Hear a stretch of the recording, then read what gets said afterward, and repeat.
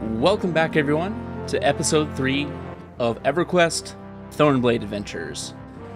Failure and disappointment in this one, but also some new highs.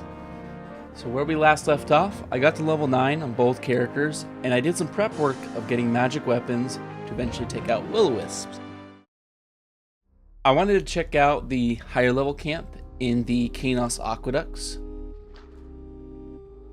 The Qeynos Catacombs, also known as the Qeynos Aqueduct System, are the vast ancient water supply to the city of Qeynos. The area was long ago walled off when it was no longer used, but then it became the haven of the seedier elements of the area, including the beggars and thieves, smugglers and thugs, and up to the members who worship the Plaguebringer himself, Bertoxilus. My dad used to love coming down here for the low teens because it was a quick journey to sell and relatively little competition. No one goes here. In this hidden part of the zone, there are these thugs and smugglers, which range from level 7 to 12. Alone, they're not that difficult to take down, but they always spawn in pairs of 2 to 3, unfortunately, and that really puts a wrench into things. So this camp wasn't as good as I thought. It would have been very slow without the shaman box. The downtime here would have been long between fights. And there's a few spawn points down here, but each individual fight used so many of my resources that it made holding down all camps untenable. I got a few opportunities, though, to take down the Rat King, Beggar Wyland, and I did the turn-in with the Qeynos Paladin Guild for some nice faction. But I wanted to try something different out, something I didn't struggle as hard with. So I still struggled with handling multiple mobs at a time, but I definitely could handle singles all day long.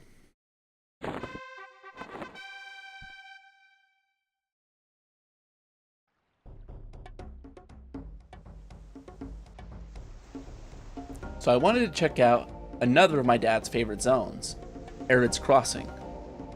I actually streamed a bit here, and people that were watching, they went, "What the heck is this zone? I've never seen it." It's one of those more obscure and seldom used zones to reference the channel EverQuest Chronicles. Arid's Crossing is the name of the zone, which the ferry from Qeynos to Arid passes through, and it marks the path that Arid himself traveled on his way to the island of Otis centuries ago. Arid's Crossing's only feature is an island that marks the halfway point of the trip, and it is a unique island with its own ecosystem of unique creatures. So this is the island that the founder of the Erudite people went through as he left with his mass of people from Qeynos to the island of Otis. And this island is very small, but it's very dangerous. Many of the mobs here are social, and pulls can easily get out of hand. Basically, don't attack anything with the name Kara in front of it. The spiders, the beetles, the snakes. They're a great level, but they're all social. And attacking some of them will even get the native cat people on the island to attack you too. And that'll wreck your faction with them. But thankfully, if things get too out of hand, there's a translocator if you need to run. Because otherwise you're trapped, and you'd have to eat the death, like on Project 1999. But there are benefits to the zone. You can pretty much always be alone and have the island to yourself, no competition, just like those Qeynos Sewers. And one of the Karen cats in the zone, you can actually sell to them, so you got a vendor right in zone. And it's one zone away from Qeynos. So there's also a higher concentration of will-o-wisps in this zone. It's a small island, so you don't have to run far to pull stuff. So I ended up putting those magic fists and boots to work by taking out those will-o-wisps for lightstones. And I ended up getting to level 10 here. The monk got a new special combat ability called Tiger Claw, and it uses a separate timer from Round Kick, so you can use both. And it recharges faster than Round Kick. It does okay damage. I ended up taking out a lot of will-o-wisps, getting a bunch of lightstones. I also took out these zombies that are in the water near this abandoned ship. And I got surprised by this island madman on the shaman. I guess this madman is a placeholder for these super high level elementals that can just swarm the island and just destroy everybody. But this zone was a cakewalk. It could get out of hand, but it was much better than the sewers because it was consistently only single pulls. I really enjoyed it. I got bagfuls of lightstones for the North Korana quest.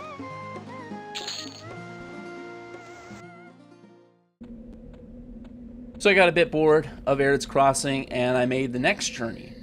I wanted next to check out the West Karana Bandit camps. I've heard a lot of good things about the Bandit Sashes quest. You get these sashes that drop from bandits, and then you turn them in and get a lot of experience and some drops that can sell for some platinum when you do the quest turn in. So this is great for starting out when platinum is hard to come by. The western plains of Korana are on the route from Qeynos area and the west coast of Antonica to the east. A river forms the southern boundary of the zone, and mountains the northern boundary. Both areas have people of interest. The north hides a camp of ogres and bandits in the hills, and the south has a camp of entrepreneurial barbarians, as well as the creeping hordes of undead that are slowly spreading over the land. And throughout it all, bandits are trying to reclaim this area as theirs. So this is the part where the title of the video comes in, or at least half of it. This camp is not as good as I thought it was, or what it was made out to be. You just can't pull one mob. I can handle singles all day long, but multiple mobs are very taxing on mana, and for some reason, you'd be taking down this pack of mobs, you'd be doing alright, and then this wandering group of bandits just come in out of nowhere and just jump on you, and that's it. It could get out of hand real quick. So I had to run a bunch of times here to the point where I just gave up. The guards wouldn't even help either. I ended up getting some bandit sashes so I could actually test what the turn-in was like, but the EXP reward is real bad. Not even worth the time. And the money was okay. I mean, there definitely was platinum for doing this. But it just was not worth the time. I actually died once. A bunch of buddies came out of nowhere, and unfortunately one of them was the worst bandit you can come across, being this half-elf wizard. It just blew me up while I got rooted by it. And there's nothing I could do, so I basically just gave up on this bandit camp and regrouped.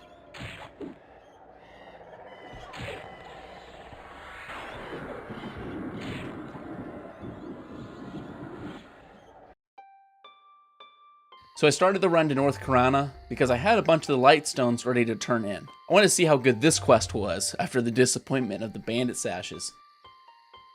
The northern plains of Korana consist of a small but dangerous area in the middle of the vast plains of Korana. It's also the hub of the most traffic on the western half of the continent, as it marks the area where the bridges from the east and south pass over the river that marks two of its borders.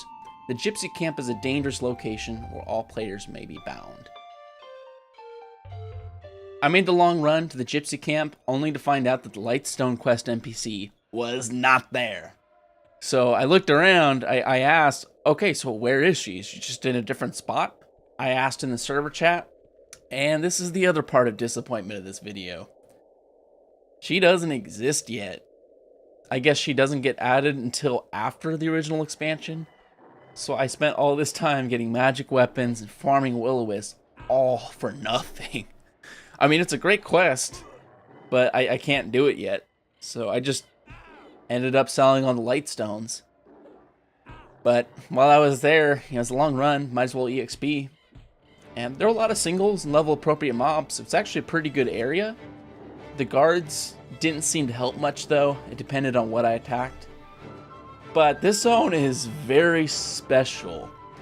It is one of the most dangerous zones in EverQuest starting out, in my opinion, because there are so many higher level mobs that just path around where you'll be taking mobs out. So many higher level pathers that are just kill on sight, like these redcon griffins and hill giants. They'll just casually stroll through right where you're at and just annihilate anybody in the way. So you really have to keep your head on a swivel. You don't want to be up on the hillside where you can't have good lines of sight. But I got up to level 13 here. I really like this zone for how easy it was to get singles, but I think this zone's even better once that Lightstone quest actually gets implemented. I finally got high enough level to be able to comfortably do the next part of the Monk Headband quest, the Orange Headband. And it involves getting 2 Black Burrow Null pelts and 1 Black Burrow Null skin. You want to take out mostly the guards, the elite guards. The Null pelts aren't too uncommon to come across, but the Null skin is rare. So I spent about an hour here in Black Burrow farming, and this zone is just frustrating. The fleeing on the Nulls is so bad. I mean, you really want somebody who can snare to make this zone a lot more viable. These Nulls will just run right into a huge pack of their buddies, and the next thing you know, you get a train. It gets out of hand so easy, and it's very easy to get people wiped because of these trains. It's really unfortunate. So, this is my last time in a while I plan on coming to Black Burrow. Black Burrow was my favorite zone when I was a kid. I loved this zone. I leveled up here even past when it was really viable. But now that I've gotten older, it's not as good as I thought it was. So I turned in those 3 items and my old headband, and done. I got a nice upgrade, the orange headband.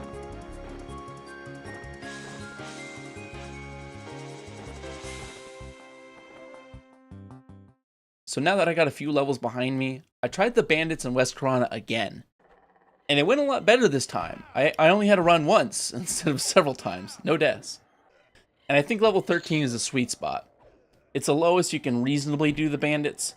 There's just too much if they're mostly yellow cons to you. Wasn't bad EXP, but pulling singles is again impossible. This one bandit camp on the hill is just a nightmare without lull. I really missed my bard. My bard would have made this camp a cakewalk, but the monk just doesn't have the tools to split this. So I tried out a different tactic. My shaman just got root, so I used that to split, and it worked pretty well. It only lasted about a minute at a time, and it used a lot of mana, but it functioned well. Up until the point where random pathing bandits came in, of course, but I don't know if this is the norm, but there's just too many wandering bandits that randomly join in the fights to make these camps that viable. And the bandit sash quest really left a lot to be desired. So even with the success, I really just gave this camp a final rest. I didn't want any more to do with it. I was getting tired of being alone and the slower EXP rate. So I saw a bunch of groups in the general chat looking for more people only in Unrest, nowhere else. So there still is public groups on this server, but the Qeynos side is just deserted. So I had to go where the people were. Highpass is the most dangerous part of the journey. Directly on the entrance and exit of the zone, you have to go through 2 groups of higher level mobs, Gnolls on the Korana side and Orcs on the Kithkor side. Fortunately, this duo of druids had the Gnoll side locked down, so I could safely get through it. But the Orcs were fully spawned, and this zone used to be really popular on P99 for the teens, but it was abandoned here on Thornblade. And I really don't like the zone revamp, but the developers had to. Highpass is the access point for the 12th expansion zones, the Serpent Spine. So I didn't have invisibility, so I had to pull the Orcs to the guards, let the guards kill them to make a path. But I had to be really careful because there was nowhere to bind in High Keep. And if I died, I would have to start all the way back in Qeynos again. So I got through, and it was Kithkor Forest at nighttime. One of the most dangerous zones too. This zone is just swarming with Redcon undeads. So I just took the short trip to Rivervale to go bind there, just for safety. This is where the journey really starts to turn around. I went to the newbie zone for halflings, called Misty Thicket. I like this zone's revamp. On the other side of the wall that divides the zone, there is Runny Eye, a major stronghold for goblins, and just right outside that is an area that's great for my level. I went into Runny Eye, saw like a level 20 mob that was a redcon, and just got the heck out. I didn't want to deal with it. So I ended up just experiencing outside Runny Eye. I got to level 14 here. And this is a very big level for the shaman because he can finally now bind. I don't have to worry about horrible runs after a death. And casters get the advantage of they can pretty much bind anywhere. So it's great for quick selling while in groups. But regarding the zone revamps, some revamps are good, others are bad. In general, I kind of wish that the developers of EverQuest stuck to an art style instead of trying to improve the graphics through expansions. I mean, I get it, it's not that pretty of a game, but it's really jarring to immediately go from an old style, unique zone to a blander revamp that just kind of looks like an ugly imitation of trying to make good graphics. These old zones had character, in my opinion. I mean, they didn't look pretty, but they were definitely recognizable. They had some charm about them. They fit well in the overall world of Norath, but especially Highpass and Freeport, they take me out of the immersion. Misty Thicket, Common Lands, Desert Row, Lava Storm, I think they were done pretty good. But Freeport really just disgusts me. The revamps had to happen though. New zones had to be connected to the old world, and old version zones just wouldn't work. It's understandable. Some of the revamps really made the newbie zones a lot better than the older versions, and I will give credit to that. I don't think the original Row, Desert, and Nectalos Forest were very good starter zones. But while I was here in Misty Thicket, I got hit up by a fan of the channel called Tian. He wanted to give me a bunch of leftover gear he had for free, and I turned it down initially, but he was pretty consistent. So he gave me these 2 backpacks full of crazily good upgrades. I basically got the 2 best pre-raid weapons for a monk. I also got a really good spear for the Shami and some other gear upgrades. I didn't feel okay just getting it for free, so I gave him about 100 plat on pretty much almost all that I had to spare. And I gave him these runny eye beads that I was farming, but I couldn't use. The goblins I was taking out dropped these war beads you can turn in for an EXP quest in Rivervale, but you have to have amiable faction, and I was indifferent. So thank you so much to Tian for the help. These 2 new monk weapons put in work.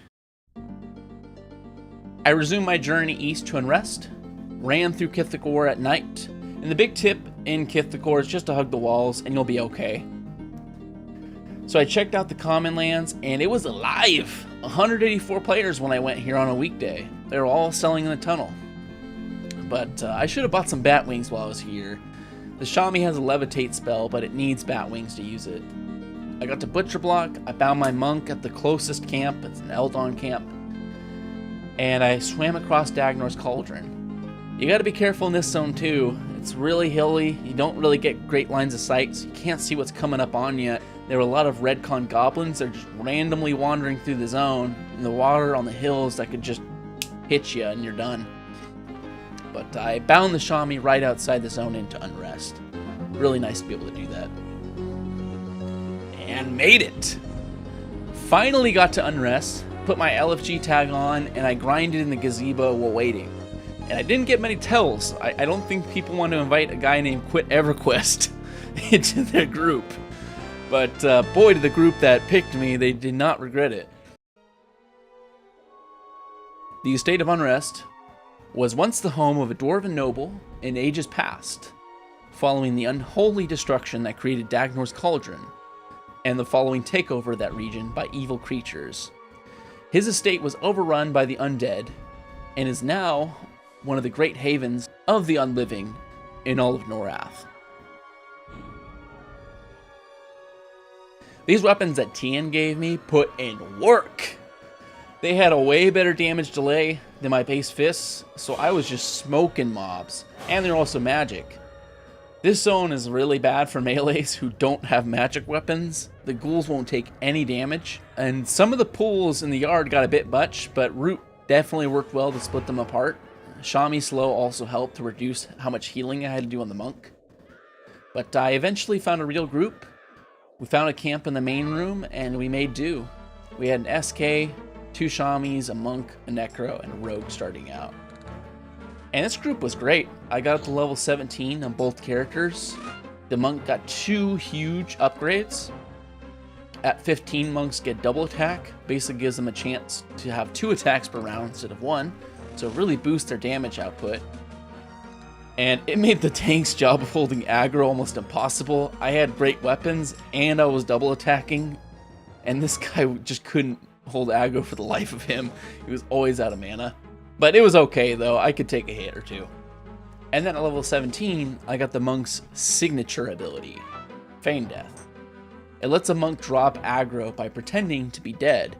It doesn't work great out of the box, you gotta skill it up a bit.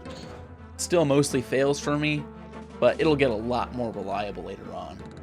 And the shaman got a new spell called Shrink. I used it to great effect here. If you can get to the smallest size, you can use a bug in EverQuest mechanics to somewhat clip through the wall so you can see what's on the other side. And there's a mechanic called taunt pulling that takes advantage of it. So I actually have a video of it on my ranger. So you got a room with 4 to 5 mobs in it, and you want to split it without wiping. You want to pull a single only. If you don't have lull, there's only really one other way you can reliably split. If you can get a tank who has the taunt ability, they can target the mob and get close enough on the other side of the wall to taunt it. It will always come single out of a room of, I don't even care how many mobs. You can have 50 mobs in there, it'll always be a single mob. So I got the target for the tank, showed him where to taunt, and it worked like a charm. And Shrink really helped me out so I could scope out when rooms respawned or not. And there's some zones, like Unrest and the Hole, where tanks can really pull quicker and better than bards and monks just because of this mechanic. I really enjoyed playing a tank in the Hole or Unrest because of taunt pulling. But I still really miss playing bard here. The monk has nowhere near as many tools to pull in groups as good as bards. I mean, monks are ultimately better on raids because they can drop aggro, but bards really take the cake in groups. Unrest can be a pain because it's way too easy for pulls to get out of hand. The zone is notorious for trains.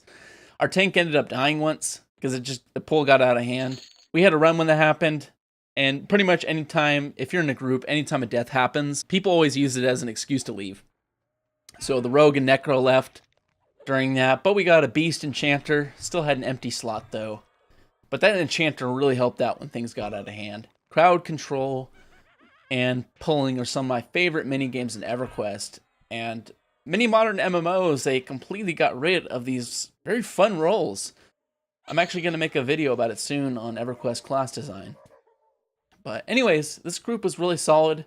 Shaman buffing became very apparent to me though. It's very painful back in this era when pretty much all your buffs are single target. They're not group wide.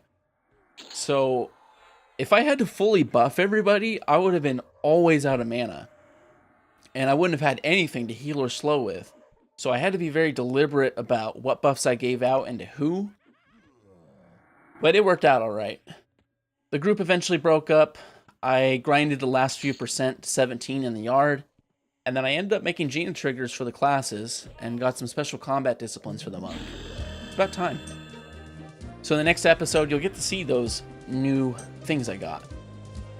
From the time of this recording, we only had about a week left of Classic Era, and it's going to be interesting to see what happens when Kunark drops. So thank you to Tien and to Wolfdar. I didn't mention Wolfdar, but he helped me get a few levels in Black Burrow during a stream. We're going to try to pump out some levels before Kunark drops, so I'm not too far behind on levels. I wanted to stick to Western Antonica mostly, but it's just so deserted that you have to solo there, and it's much slower experience to solo than a group. I might go back to Highkeep if there's groups. I really like that zone, but I really don't want to solo if it can be avoided. So thank you to all who watched this far. Thank you all so much for your support of the channel. See you in the next one.